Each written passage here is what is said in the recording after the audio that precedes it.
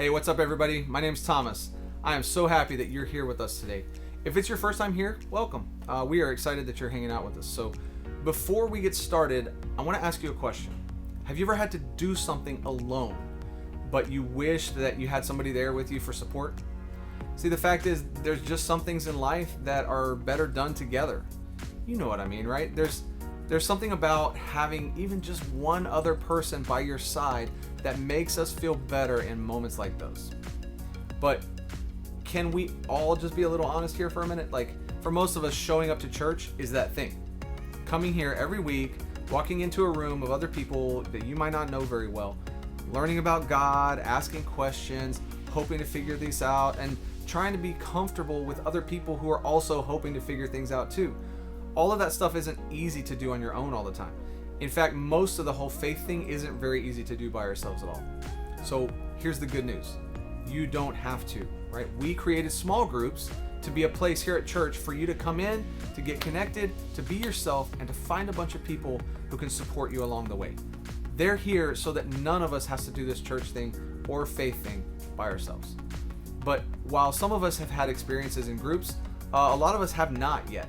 So small groups are a huge part of who we are here at church. But for a lot of us, they also are something that we really haven't thought too much about before. So let me let you in on a little secret, okay? Your small group has the potential to be one of the best things that has ever happened to you. And a lot of that depends on you.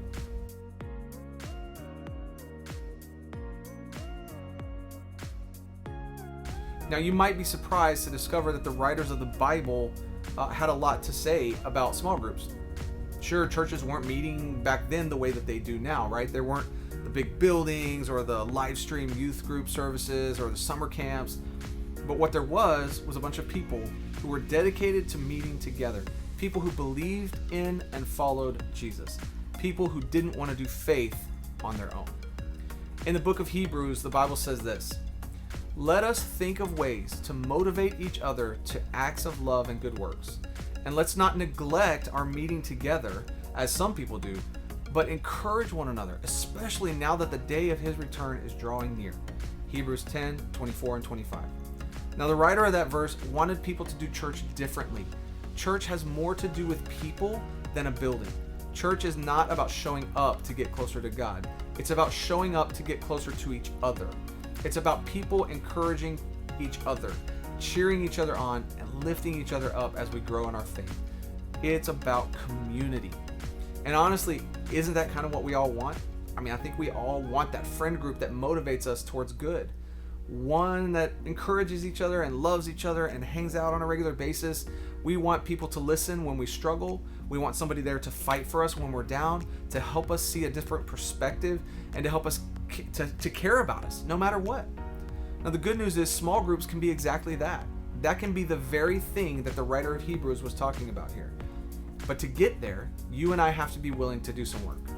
See, in the world where small groups can be great or not so great, there's one thing that you can control to change the way your group works.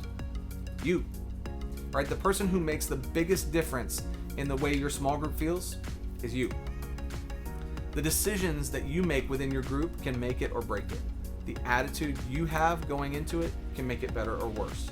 The way you think about it, talk about it, and treat the people in it, that all makes a difference. And so the question is, what kind of small group do you want?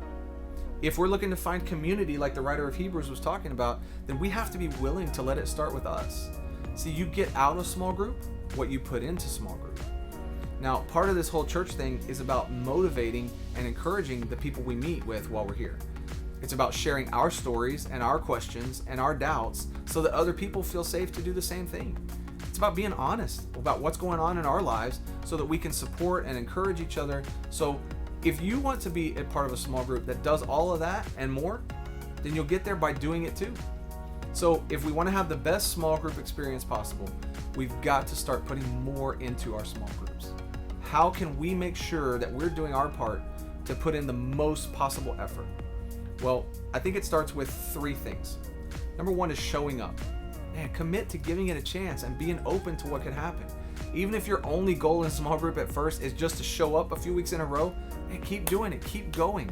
Show up at church. Show up at the same hour with the same group every week Participate in the group text. Show up when somebody needs you, and somebody in the group needs you to. Show up for the people in your small group by going to their play, by going to their birthday party. Show up with an open mind and a positive attitude. Now you put that in week after week, and I promise your outlook on your group will start to change. Being trustworthy. Protect your group. Make sure that you respect everybody who's there. When somebody says something you disagree with, pause before you say something and think about it. Don't repeat what's shared in group with people outside your group, right? Better yet, take time to thank the people who chose to share what's going on in their lives. Lead by example here. If you want your group to be a safe place where everybody feels comfortable, then do your part to make it one by being trustworthy for your group. Own it. You have ownership in your small group. If you get out of small group what you put into small group, then you have to own your part. You have to be willing to make some of the things you actually want to have to happen in your group. If you want people to share more, start sharing. If you want people to feel included, make the first step to include them. Send that text, join the convo, welcome anybody who's new or hasn't been around in a while, right? Be willing to talk things out when you need to. Remember, this is your group, so put into it all these things to make it the best group possible. Here's my hope for you today, that we'll commit to showing up to small groups with a new perspective. We'll look at a group that as a space not only to grow closer to God, but to grow closer to each other. Then we'll commit to putting our best selves into the group so that we can all walk away feeling closer, stronger, and more connected.